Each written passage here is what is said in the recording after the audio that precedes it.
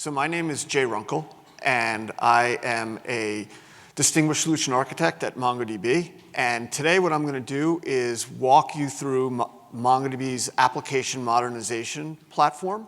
And that is a set of capabilities that we've created to enable our customers to rapidly modernize legacy systems to MongoDB. And it consists of a combination of some tools, some of which are deterministic and some of which are Gen AI that we've created, some methodologies that we've designed, learned, and I'll talk about this through kind of the hard way by actually trying to use Gen AI to modernize applications, and a team of people that are experts in doing legacy modernization. So just a little bit of background about me. I've been at MongoDB for about 12 and a half years. I spent most of my time as a solution architect, so working on the pre-sale side, helping customers understand the value of MongoDB and how to architect solutions with MongoDB. Before MongoDB, I worked at another document database company for about 4.5 years, so I have close to 16 or 17 years of document database experience. And for the last 2.5 years at MongoDB, I've been working on MongoDB's application modernization platform team. Excuse me. So we're going to be talking about today is modernizing legacy systems. So I'm specifically talking about systems that were built 20 or 30 years ago, built on a relational database. Usually it's Oracle or SQL Server. They've got a lot of business logic and stored procedures. Typically there's an ORM layer to deal with the complexity of mapping from lots of tables into objects in a programming language. Often there's a cache. Usually they're running on some old, outdated runtime, JBoss, WebSphere, WebLogic, or maybe an old version of .NET. And they often have other components bolted on, maybe a search engine or something like that. And we're working with customers that have this really drive to modernize, and there's kind of two big drivers. One is there's all the traditional drivers around just needing to be able to scale the application, add new capabilities faster, change the way the business operates, those types of things. And then with the advent of AI, that's put even additional drivers where now we need to incorporate new types of data, create new types of customer experience, maybe getting a competitive advantage. And those are really hard to do. Those types of new applications are hard to build on a legacy app. So that's also driving modernization. And what we found is companies that work with us really have this situation where they want to maintain or gain a competitive advantage by being agile and innovating quickly. But the challenge often is that they have these fairly large IT budgets, and much of that budget is just spent keeping the lights on, doing upgrades, applying patches, doing bug fixes, those types of things. And there's really not a lot of resources or money available to do modernization. So we've been working and saw Gen AI as an opportunity to kind of really address this. So what I'm going to talk today about is three main topics. First, what we mean by modernization, so something very different than just lifting and shifting to MongoDB. The second is I'm going to talk about all of the mistakes we made and all of the things we tried using Gen AI to modernize legacy systems and all the things that didn't work. Because what I find is that often our customers, before they come to us, tried all the things that we tried because they're the obvious things to try. And then I'll talk about how we actually do things at AMP and why it's different and how the benefits of it. So let's first talk about what we mean by modernization. So it's probably obvious to everybody in this room that modernization is really hard. To take some monolith like this and turn it into a set of microservices that are all on modern components. Just quickly go through this. These are really complicated architectures. These are technologies that are really old. Most engineers that you see in organizations are not familiar with them. These apps were built 20 or 30 years ago. They're poorly understood, these technologies, and these monoliths are large, complicated balls of spaghetti. And they've been patched and hacked together for 20 or 30 years, which makes it even worse. And I'm talking about really large, mission-critical applications here. Not like, I love when you go and some vendor introduces a new Gen AI tool for doing coding, and they show like, this 50 lines of code example and it works great. Yeah, those really small examples work really great. When you start looking at really, mission-critical applications that run companies' businesses, they're really large applications. This is one of our customers where their particular application that they ran their insurance business on was 3,500 PL SQL store procedures, over 100 user screens, 1.5 million lines of code, and a database that consisted around 2,000 tables and 6 terabytes of data. So we're talking about real complex applications. This application was about 25 years old when we started the project. So I want to talk a little bit about how these legacy systems got so complex. And this also sets the foundation for why MongoDB should be, you should think about MongoDB as a player in this space because it enables you to avoid some of history's past mistakes. So if you look at a legacy application, like the minimum set of components typically is a relational database, an ORM to essentially map from the tables to the business objects in the Java application. And when you deploy an application like that, the first thing you do is you run into performance issues because you've got to do n-way joins to instantiate these Java or C# objects. It's in 15 tables. That's a really expensive operation. So you end up deploying a cache so that you can minimize the number of times you need to do those operations. And then because the data models are so complicated, now, we need to add a stored procedure layer because it's not realistic that every developer in an organization is going to understand the schema and all the nuances required every time you update a customer or a product or a purchase order or something like that. So you add a set of stored procedures to encapsulate the business policies and the rules on how you update all the business entities in the database. And often these databases back in the day were shared across many legacy systems, so this was even more important to do this.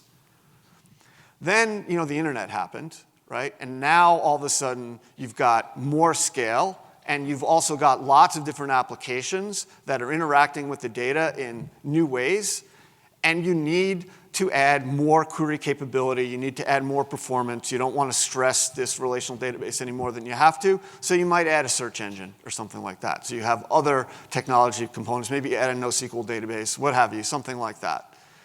And then, now, when you start talking about the internet, even mobile and things, now all of a sudden JSON and unstructured data and all those types of things need to be added to the system. So maybe you add a NoSQL database, maybe you add, start trying to use some JSON column in your relational database or something like that. So you get more complexity. And then finally, AI, now all of a sudden we need to store vectors and embeddings and those types of things. So you're essentially adding, your legacy system is getting more and more complicated and more difficult to add functionality. So one solution that is often proposed is just lift and shift this from on-prem in this legacy stack into the cloud. And there is definitely you get some benefits. Now some other organization is managing the operational complexity for you. But you've also moved a lot of the technical debt into the cloud as well. You still have this really complicated architecture. You still have all of these components. Many times they haven't been updated when you do this operation, so you haven't really solved a lot of your problems. You get some benefits, but that's not what we're talking about today. What we're talking about today is to do something like this, where you take the legacy application, you break it up into microservices. Each of those microservices is on a modern technology stack. In the Java world for our customers, it's usually Java Spring. In the Microsoft world, it's usually a modern recent version of the .NET framework.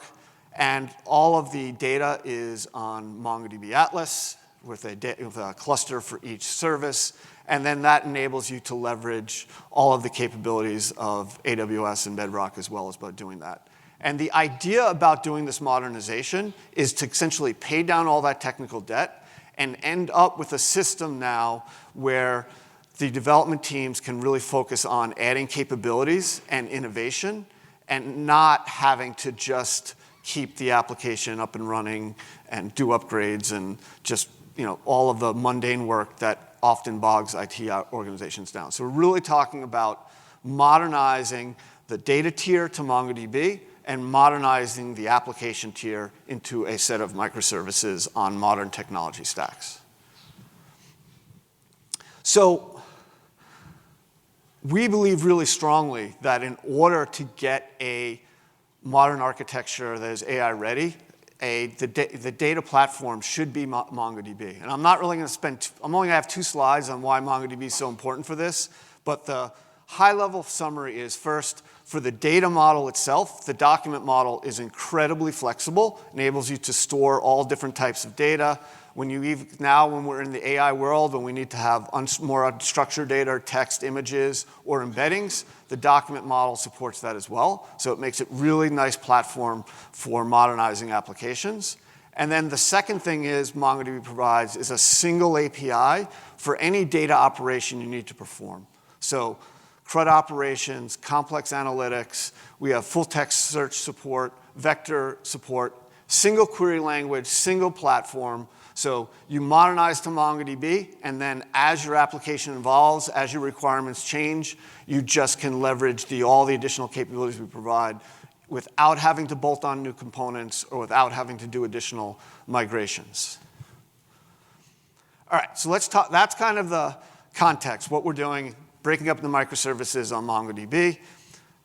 Let me talk about what we tried and why it didn't work, because that'll set the context for what we're actually doing. So if you think about it, day one on this, you've gotten the budget, the funding, you have the team, you're going to break up your monolith into a set of microservices. You grab whatever your favorite agentic IDE is, you open it up, you load in the million lines of code, all the PL SQL and all that, it's in there, and then what do? You try and start prompting, vibe coding your way into a solution, right? So you can go, please break this thing up into microservices based on bounded context. I want you to generate test coverage. I want all of these services to be orchestrated. You can imagine a really complicated prompt.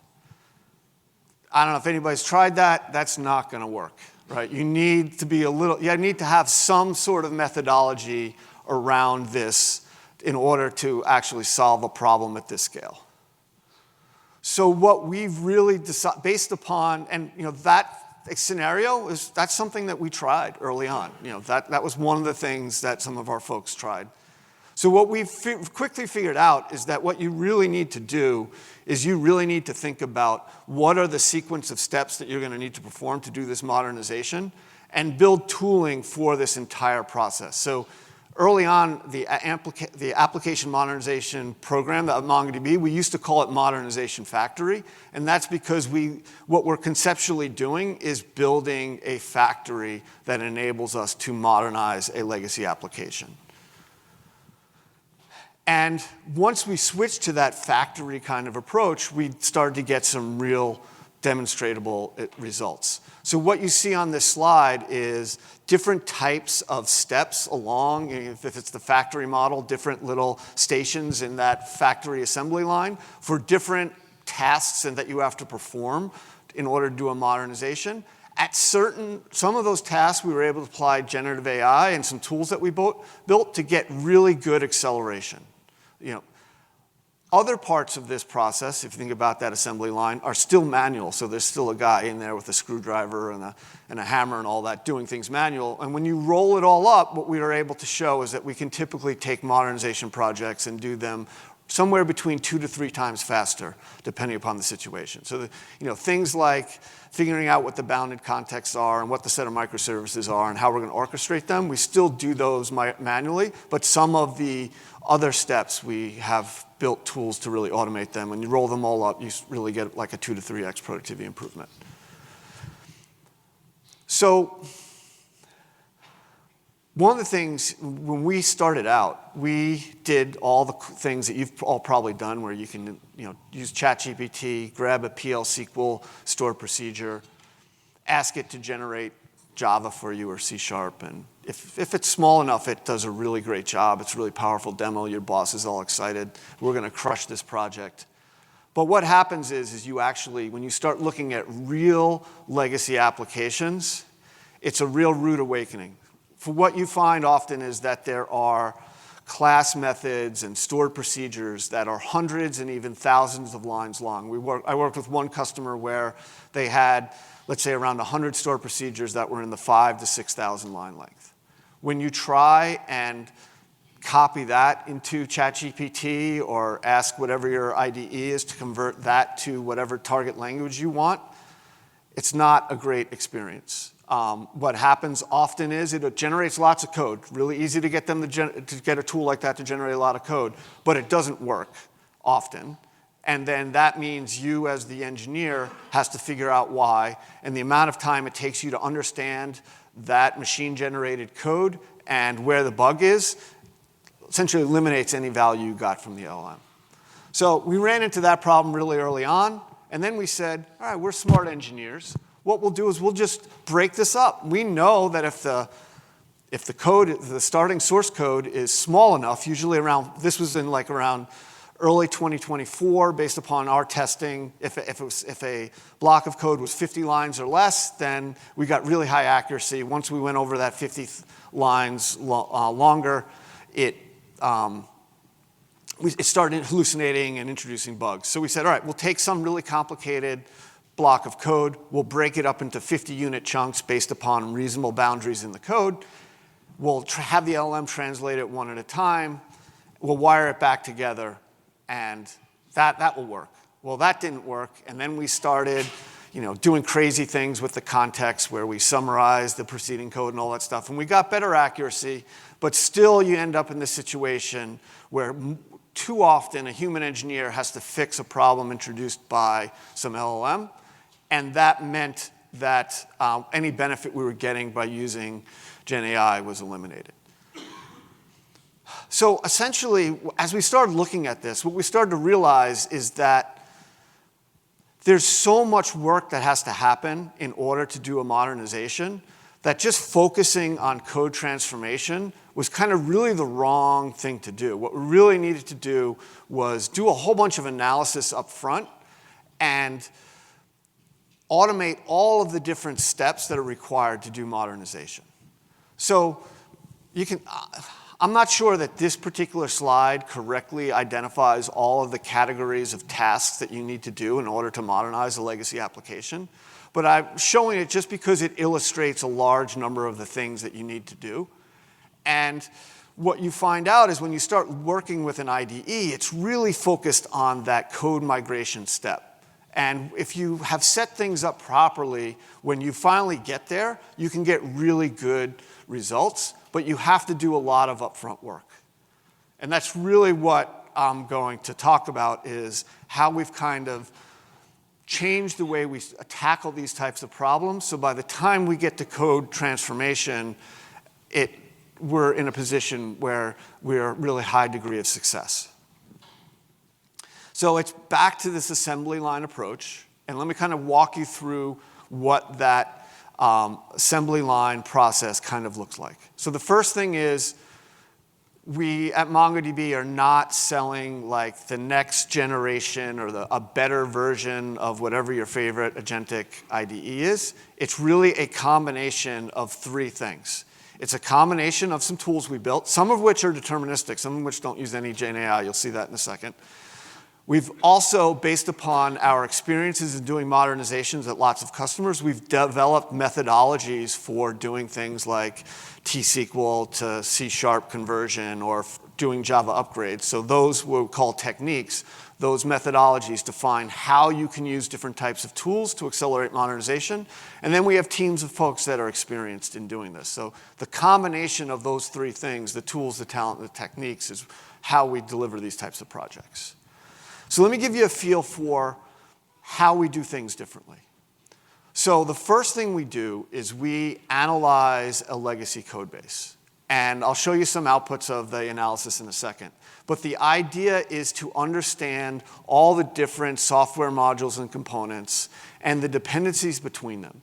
And we're doing that for multiple reasons. One is we need to break up this particular application into services and use a strangler pattern to do this modernization journey, so understanding the dependencies is really important there. The second thing is that we want to avoid getting in a situation where we have translated a really large amount of code and then having a human to fix it. So that means that we need to understand the application and kind of how to break it apart into smaller pieces. And then finally, we need to know the order in which to do the transformation, because one of the key tenets that we have is because the LLMs are going to make mistakes or hallucinate, whatever you want to call it, we need to be able to test every block of code that gets translated immediately after we translate it. So we don't really allow a situation to happen where we ask an LLM to go update a project and make 28 changes, because we don't want to be in a situation where we have to debug that if something goes wrong. So what we're doing is we're doing a lot of upfront analysis, figuring out how to break apart the app, figuring out about the dependencies so we can do things in the right order, so we can immediately translate and then test. And the reason we can test is we will translate in the order based upon the dependencies, so we know that once we've translated a block of code, all of its dependencies have already been translated, so we can immediately test it. So we will do this analysis, and then this slide shows kind of like a stream of blocks coming out of the analysis. Those are the stream of code units that we're going to transform in a particular order. And then for each block of code that we're going to translate, we're immediately generating test coverage, because we can't transform, or we don't want to transform any code that we can't test, because that's, if you do that multiple steps, you introduce an error somewhere along the way, you're never going to be able, well, you'll never be able to find it. You'll be able to find it, but you'll have to spend a lot of time. And then once we have that test coverage, we'll then transform the code. And we use, for code transformation, we'll use one of the commercial IDEs out there. We've also, some of our team has built tools that just depends on the situation. So there's nothing magic that we're doing there. I'll show some output from some of our tools in a second. You'll see that. And then the final step for us is to do a side-by-side test. And we do this side-by-side test after every transformation of a block. And for that, what this means is we take the legacy code and we run it on the legacy technology stack, and then we take the new code that we've just translated it and run it on the MongoDB modern stack, and we compare inputs and outputs, and we also compare the database state changes, and we validate that those are the same. And if it passes the side-by-side test, we know we correctly translated that code block, and then we go back. Now, this sounds like a lot of steps and a lot of complexity. So what that means is that we have to automate this loop. So that's what we spend, when we think about the coding that we've done and the tools we've created, it's about creating some of these different tools around analysis and test generation and doing the side-by-side testing, and then creating the infrastructure to automate that loop as much as possible so that humans only get involved when something goes wrong. When a test fails that the LLM can't resolve, that's when a person gets involved. So let me kind of give you some feel for, if there's anybody interested, we're happy to set up a meeting with some of our teams and we can show you this stuff live. But let me just give you a taste of what some of these tools look like. So first of all, for analysis, we have code crawlers and parsers that go walk through the code bases and just identify all of the constructs, the classes, the methods, the procedures, those types of things, and then the dependencies between them. And you end up with these graphs that look like a galaxy. So this is only, I believe this is around only like 600 or 700 stored procedures. But when you do this for a first pass on a legacy app, there can be hundreds of thousands of dots on a diagram like this, and it just kind of looks like you're looking at the Milky Way from far away. And then when you drill into something like this, what you get to see is that each one of those dots, as you drill in a different color, identifies a different coding construct, a function, a procedure, a method, a class, a table, and the arrows identify the different types of dependencies between them. And what this does is allows us to break apart an application based upon its dependencies and figure out which order to do transformation. When you get into transformation, this is just kind of taking a drill down a little bit further, drilling into kind of the transformation step that I talked about at a higher level. We have to often take a stored procedure or an old Java class and what we call slice it. Because it could be 1,000 lines long, and we know if we send it to the LLM more than often, it's going to generate code that doesn't work, and we don't want to have a person to try and figure out why it doesn't work. So what we often do is we'll take some of those long stored procedures or long class definitions or method definitions and slice them, which means just grabbing the first 5, 10, 15 lines and transforming that amount of code, inserting it into our new modern project, and running our tests. And if the side-by-side tests fail, so we can grab, let's say it's a PL SQL stored procedure, we can grab the first 15 lines of that, translate the first 15 lines of that to Java, run those side-by-side. If they both do exactly the same thing, we can then grab the next 15 lines and continue on in that process until we've repeated the whole thing. So the idea here is, just like I talked about before, is to do everything in small units, everything test-driven, and automate these loops as much as possible. So most of the projects we've done thus far, when we build those loops I just showed, we have just created those processing loops in Python. We are beginning now, as we've done more and more projects, we have engineering folks are now to be building graphical user interfaces so that we can build these custom transformation processes via drag and drop approach for each new project. So let me give you a feel for what it looks like when you actually do a transformation. So because most of our projects have been, there's no UI, it's all done in CLI and in Python, the output of the transformation as it works is actually just text, so command line output. So let me kind of talk. So what will happen is, if let's say we're working on a team where we've identified our first microservice, based upon our analysis, we know the set of files that contain the code that we need to modernize. What we can do is we can start this transformation process. And the first thing that'll happen is the engine will look at the code, figure out the set of functions and methods and procedures that need to be transformed.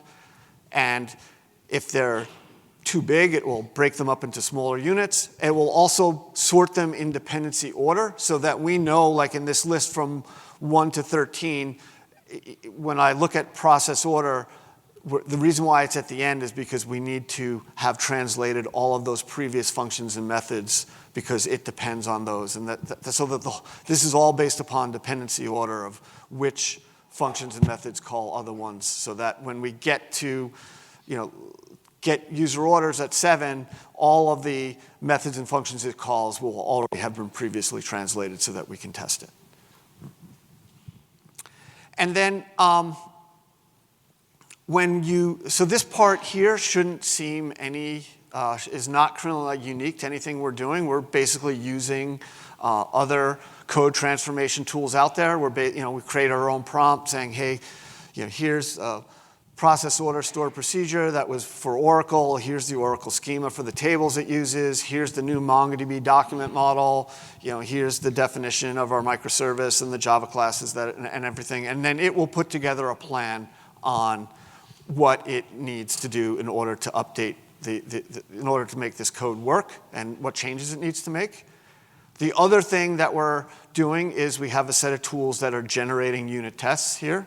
So it will look at the source code and identify the parameters that need to be defined for the unit tests. It will also query the database and find out what values for those various parameters or what a reasonable mix of values are, so that when we do the translation, we can immediately test.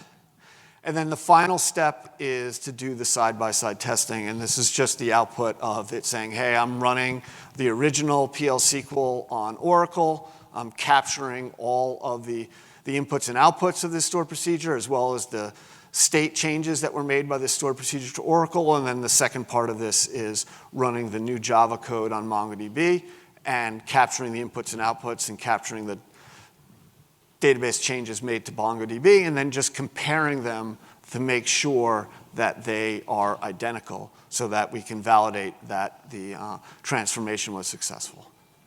If it isn't successful, we just try again a few times because sometimes working with LLMs, sometimes it'll give you the right answer, sometimes it'll make mistakes. It usually is worthwhile just to try again before you get a person involved. And then if the LLM can't resolve it at that point, that's when it would be a human would get involved and to essentially figure out what went wrong.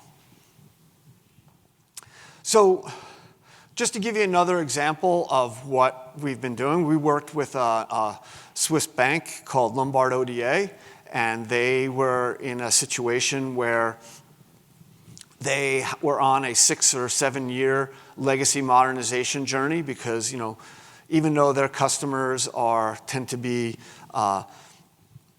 older, wealthier people, they were starting to get pushback about how their online and mobile experience didn't match the experience those customers were used to when they're working with normal retail banks. But in order to provide that same high quality mobile and online experience, they needed to modernize all their legacy systems. So they started working with us to do that. And this shows you some data from those projects in terms of how we were able to accelerate test coverage generation, migrate a data access layer from Oracle to MongoDB, and then upgrade to a modern runtime from JBoss to Quarkus. And depending upon the complexity of different technologies and things, we usually get, like I told about earlier, we usually get somewhere from 2 to 3x productivity improvement. So I've been talking a lot about tooling. I've kind of been also talking about how we apply the tooling as part of the methodology that we use. We have, based upon our customer experience, we have documented the methodology we use for different transformation activities, and we call that the application transformation framework. And the idea behind this is that when we first started doing these projects, you got one team on one side of the world working on an Oracle migration. You got another team on the other side of the world doing a similar project, and they would all learn different things and learn different approaches, but we had a hard time making sure that as a company, as a team, we continued to leverage from each other. So we started to document and define what we call the application transformation framework, and it's kind of our Bible that defines what we know and what we've learned as the most effective methodologies for different modernization tasks. So I'm not going to go through that today, but basically we've defined, based upon lessons learned, how to solve different modernization problems, and we narrow it down basically to the different technologies, like in this case, PL SQL to Java. What are the various steps and what are the various tools you use at each point to get to get a lot of acceleration, and how do you avoid problems that we've seen in other projects. So just to kind of wrap everything up, just to review, the MongoDB application modernization platform is a combination of some tools, both deterministic and Gen AI, some methodologies for applying those tools, and then it's delivered by a team of people that are trained on how to deliver modernizations. And one more customer example, Bendigo Bank is a mid-tier bank in Australia. They've got similar type of benefits in terms of if you do their analysis, they get 63% improvement. If you're wondering how we get these numbers, which is kind of a good question, I would think, is what we do at the start of these projects is we do the typical type of agile planning poker type of thing where we get a team of people together and estimate how long it would take to do all the various tasks to deliver the modernization project. And we put together that estimate and we file that away. We do the actual delivery project, and then we can compare the actuals to that estimate. I mean, the best way, obviously, would be to have two teams of people, one do a modernization without AMP and one do it with, but there's no customer that's going to pay for that. So this is kind of the best we can do. And the other thing I think that's interesting about this graph is, like I've showed before, there's certain activities that we do that are just manual, like the design step and deployment. We're not using Gen AI. We don't have any fancy tooling for that. That's done traditional way. But other activities in these projects, like analysis, generating test coverage, doing code transformation, we have figured out ways to get significant acceleration. And with that, I thank you for your time and your listening to me today. And